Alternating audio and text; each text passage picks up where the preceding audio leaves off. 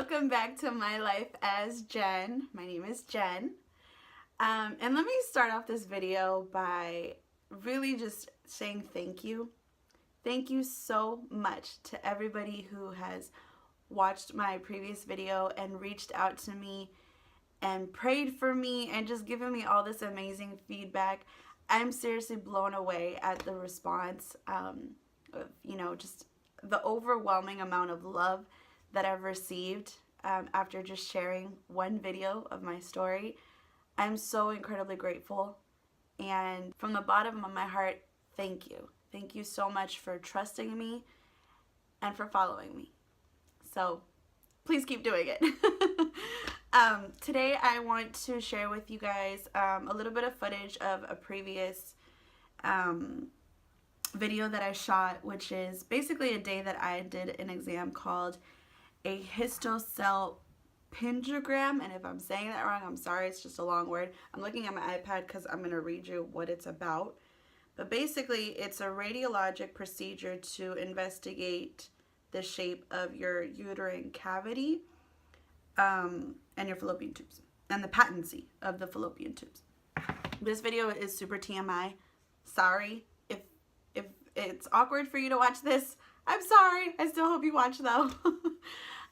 But basically, a histocell pingogram, if I said that right, is a procedure that is done to see if there is anything blocking the fallopian tubes or if there's any real issues with your uterus. And it's basically a procedure where they put a special medical dye into your fallopian tubes and uterus, and they put you under a special machine to basically see if there's any blockage. And here's the footage. Enjoy.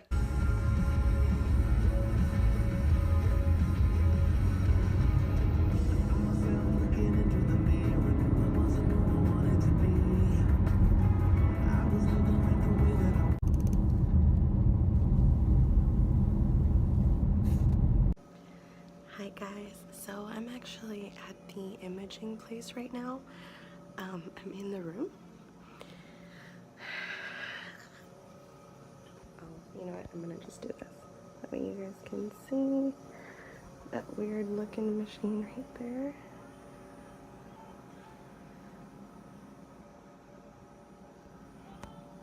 I just had the procedure done and it went great. Everything with my fallopian tubes are fine, and it was not painful at all. I'm gonna run out, but I wanted to give you guys a quick view of what it was like and what it looks like, and we'll talk soon. Bye. I love the way you hold me. I love the way you hold me. I love the way you hold me. Thank you. I've had a long day, I just wanna relax, don't have time for my friends. Okay, I am out of the office now. I am in my car. I'm gonna show you this is kind of hard. It's the Women's Imaging and Intervention Center. It's in Lake Oswego. The procedure was so much easier than I thought. I thought it was gonna be super painful, and it wasn't. It literally took like 5 minutes. Okay, maybe 10. Basically, they put in a, I think it was called a catheter, into my uterus. And I'm sorry I'm being super TMI, but this is how the procedure went.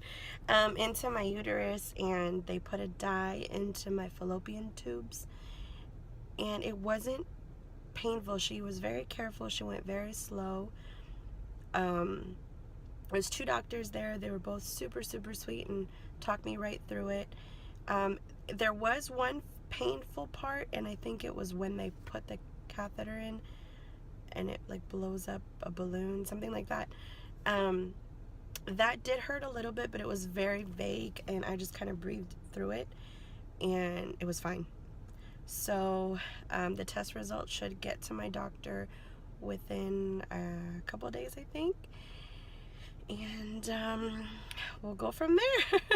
So that was it, guys. And I'm back. So I just wanted to mention a couple more things because I forgot to mention them in the video. I'm actually one of those women who doesn't ever get a period. Ever. Ever. Ever. I only get one with medication. So I actually had to take medroxyprogesterone. I had to take 1 tablet every day for a certain amount of days so I can get one, because I had to have one in order for the histosalpingogram to be performed. And on the day of the histosalpingogram, well, actually not the day of, because I had to take another medication called, and I'm sorry if I'm saying this wrong, doxycycline hyclate. And it was 1 tablet by mouth every day for every 12 hours, starting 2 days before the procedure. Before the procedure, I had to take Tylenol. So basically, the doxycycline hyclate is an antibiotic that helps your body fight whatever bacteria or the medication also because it's very strong on your body. And the Tylenol was because the procedure can cause a lot of cramping. So right after the procedure, I was fine. But a couple hours after that, I started cramping. So I took a lot of Tylenol. But basically, that was the procedure. And I already have a doctor's appointment lined up. And I'm super excited. And just keep praying for me, guys. I actually wanted to add something also. I like to share some constructive, loving Bible verses into your life. So I'm actually going to share with you Jeremiah 33 verses 2 and 3. And before I actually share that, I want to add something. I had a really bad dream last night. And to make it quick, I am praying for a child. And in my dream, and this is actually something that I've struggled with a long time. I don't know why, but it's very real. I always have very heavy bad dreams. And I don't know if this has ever happened to you, but I get dreams where I'm basically asleep and I feel like something is physically on top of me. And I feel this overwhelming pressure and I feel like I can't breathe and I'm freaking out. And I almost feel like there's something kind of tormenting me, to be honest. And in my dream, I actually dreamed that I was looking at a child, and this child was looking at me with this deep, intense look of hate, of anger. And I just remember in my dream, I knew that child represented something very evil. And so I started rebuking and calling out to God. It's basically something that I was taught to do since I was really little because I've always had this issue. But basically, I started calling out to God and say, God, help me. God, help me.